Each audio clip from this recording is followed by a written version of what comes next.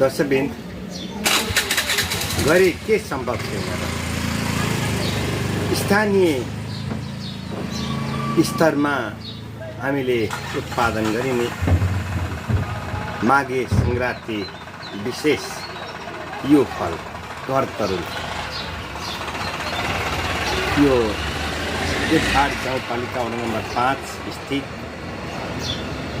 सनिज पोटेको घरमा यो फलेको हो। रेखा थापाको यो उपहार यो यसरी फलेकोमा हामी सबैजना गदगद छौँ। यो 50 केजी भन्दा पनि बढीको घरतरुल फलेको छ। यो हामीले देखिरहेका छौँ। त असम्भव काहीँ छैन, सम्भव जहाँ पनि छ। त्यसैले कर्म गर्नुपर्दछ। कर्म गरेको फल भगवानले पक्कै पनि एक दिन हामीलाई प्राप्त गर्नुहुनेछ। यो फल घरतरुल हो। घरतरुल यो एउटै फलेको छ र यो एउटै माछा 50 केजी भन्दा बढी।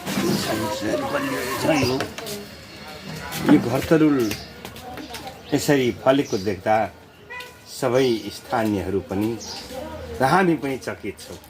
हामीले देखेपछि हामीले यसलाई हाम्रो टेलिभिजनमा यहाँहरू समक्ष प्रस्तुत गरिरहेका छौँ। गतका दिनहरूमा पनि एउटै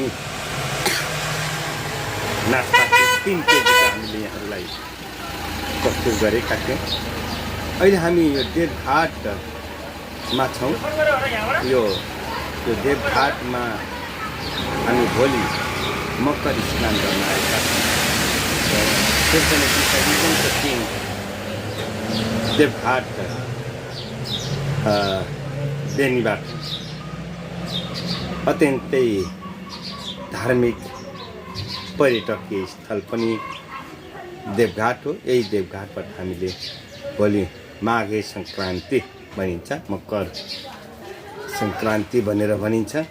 यही मकर सङ्क्रान्तिका समयमा हामीले यहाँहरू समक्ष प्रत्यक्ष प्रसारण गर्नेछौँ र आजैदेखि मानिसहरूको भिड लाग्ने भइसकेको छ।